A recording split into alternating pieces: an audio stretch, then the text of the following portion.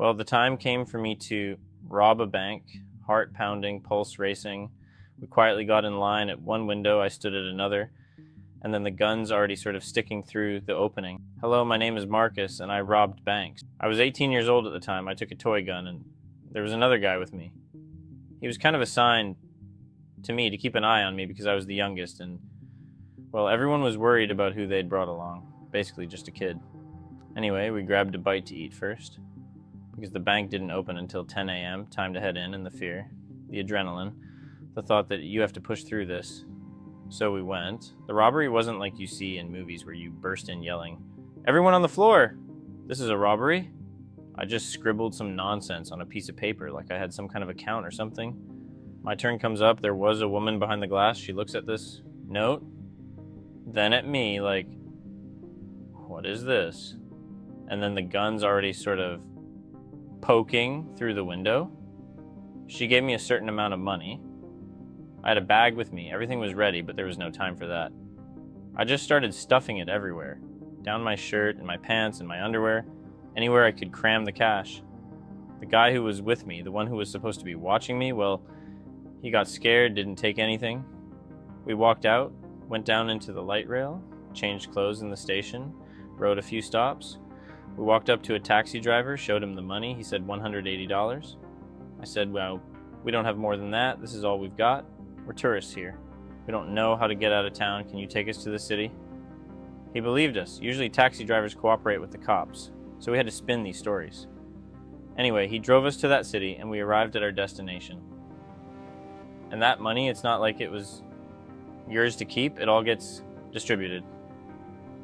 We blew through that money fast, partying, going out. We partied so hard, I once left a $650 tip. Yeah, just like that. I was planning to build up a clean stash, get to $1,400 so I could relax. My childhood was pretty rough. My mom didn't look after me. My grandma took legal guardianship of me. I lived with her. I was happy with her. Everything was great. But then, Grandma asked other relatives to take guardianship. She died when I was about 7, I think. And in that relative's family, I was an unwanted child. It was really hard on me emotionally, psychologically, mentally, in every way. I just didn't feel any love at all. Only constant negativity, like I was in the way. I was raised purely through punishment. No care, no warmth. Just punishment. Punishment like the military, basically. And one day I came to school with these welts from a jump rope on my face. And the teachers, the staff, they understood from my behavior and certain signs that there were serious problems. They called some kind of meeting and said, "Would you like to go to a group home? We'll take you away from this family." I didn't think twice. I said I wanted to go to the group home. When I got to the group home, I didn't see any huge or significant difference. Well, there's no love, no warmth, nothing. You just keep following orders. School. Back from school, homework, sleep, wake up.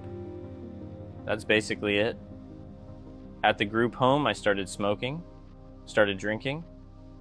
Up to a certain point, there was still love in my heart.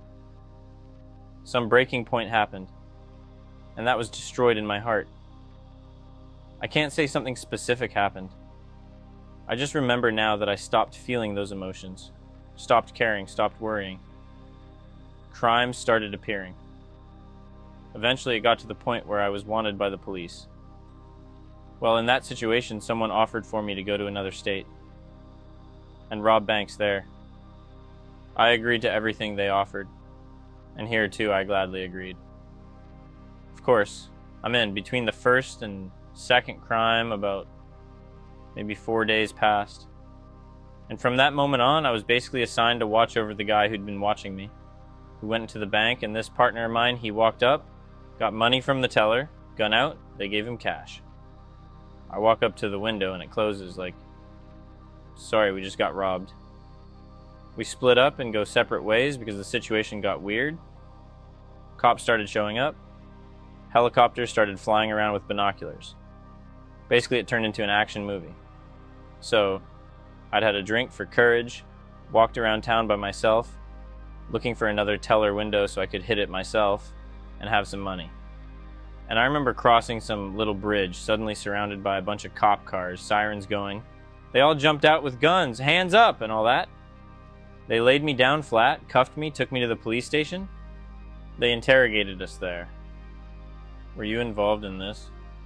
Were you involved in that? I said.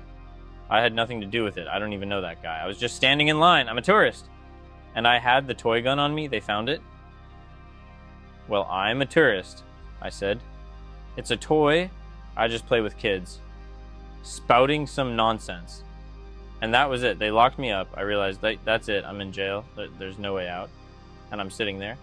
And I suddenly remembered that God exists up in heaven. And I thought, let me pray. So I prayed, saying, Lord, get me out of here.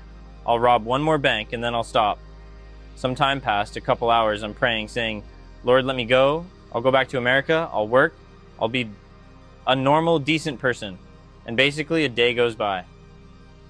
A cop comes in and says, ciao, like, goodbye. When I got out, I couldn't get a hold of anyone because all the connections had been cut so I wouldn't lead anyone back. I hung around on the street for a few days. With no money, nothing. I approached one Russian guy. I could tell by his face he was Russian. Walked up, said, hey, what's up? And told him what I was doing there. Just straight up, yeah. I said, well, I came here to rob banks, bro. Can you help me out with something? Yeah, no problem. We're into stuff like that too, man. Fun crew, basically. So they hooked me up. They had their own crew too, junkies and all that. They put me up for a couple of days. Money got sent to me. With that money, I bought myself a gun, bought a change of clothes. They showed me where this Spark-ass bank was. And off I went, basically, to rob it. I went to the bank. Third time heading in, I didn't have a drop of fear. I wasn't scared anymore, like I was going to buy snacks, like going to a store. Got there, stuck the gun through the window, said, Geld schnell. Basically, money fast. He handed me some cash. A man was sitting there, gave me some bills. But I looked, it wasn't much. I said, Alice, like, all of it. He's waving at me, no more, no more. I said, come on, fast. He pulled out something else, threw it in. And supposedly he threw in this bomb. Basically a device developed by the police. It stains the money, stains your hands. You're supposed to be covered in dye. But I had this really thick bag. I wrapped it all up tight, ran out of that bank, ran under a bridge. It started smoking, that dye exploded. But because the bag was so thick, I didn't get any on my hands. Only all the money was covered in that dye. I changed clothes, ran out from under the bridge. Turns out I was running straight toward the station. I saw cops. And on reflex, I just freaked out that it was the police. Turned around. They realized it was me. After me, they went. I saw a dumpster. Threw the money in the dumpster. It was one of those recycling bins for plastic bottles. The bag fit right in there. Well, they grabbed me. Beat up my nose right there in the car. And that was it. They charged me with multiple robberies, including a robbery I wasn't even involved in. I was literally in Las Vegas that day. Well, I think they just pinned all those unsolved bank robberies on me. They basically told me, confess to everything, and you'll get 4 years instead of 7 or 8. I confessed to everything, got 4 years. First time I'd been in prison. It's more like a resort for the body. There's a little gym. You can write a form and they send you to the kitchen 1 day a week. You cook yourself any dish you want. Pizza, whatever, doesn't matter. But in terms of the moral, or how should I say the mental aspect, it was incredibly hard. Those guards, those cops, whoever worked where I was locked up, well, they treated me and all the guys pretty negatively. If your cellmate's white, he can basically do whatever he wants, but you get nothing. If you so much as move a finger, they'll throw you in solitary fast. And you'll sit there like an idiot. I only served 2 years in America. There's this law. If you're a citizen, you only do half your sentence. And after half your sentence, they deport you back to your home state or wherever. And if you come back without the judge's permission, and they check your ID, you'll be doing the other 2 years. I'm not risking going back there yet. Even though I have a visa, everything. 3 U.S. Marshals flew in for me on a plane. They put me in cuffs, flying from one prison to another, basically. I got out a completely different person. I had different thoughts, different plans, different goals, different desires. I can say specifically that prison doesn't change you at all.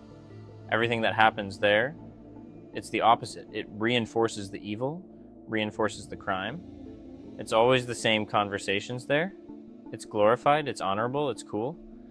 And you absorb it, all that garbage. And when you get out, you'll keep going back and back for life. Faith saved me. In the American prison, a guard who worked there brought me a Christian book. It's called Jesus, Our Destiny. I was wary, wondering whether to read it or not. I started reading this book, and it said that God can change my life, that if I turn to Him, if I repent for everything I did and ask Him to change my life, He'll come into my life and change me. I decided to try it. Why not? I prayed. And just from that day in my life, everything changed drastically. My thoughts started changing. I just quit cigarettes cold, really fast. God changed my life in such a way that I'm not even drawn back to it. It's been many years now.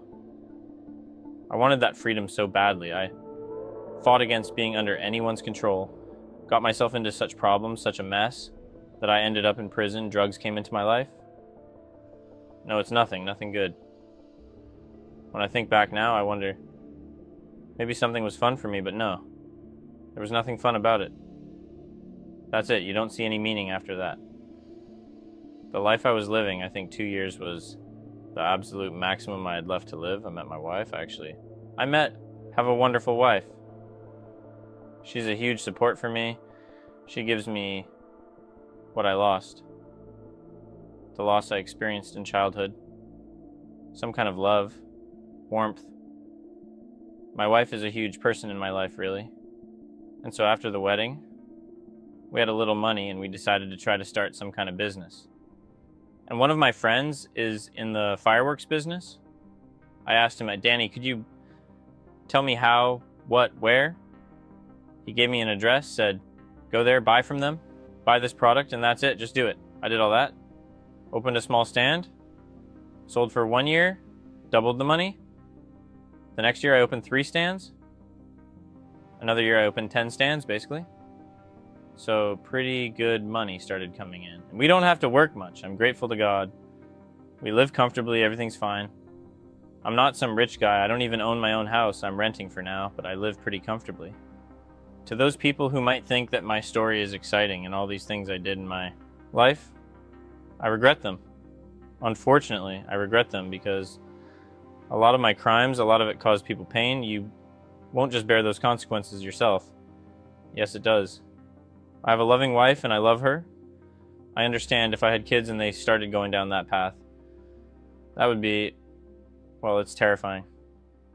To go back and rewind my life, if I could change something, it would be at the very root, at the very beginning of my life. I would want a complete family.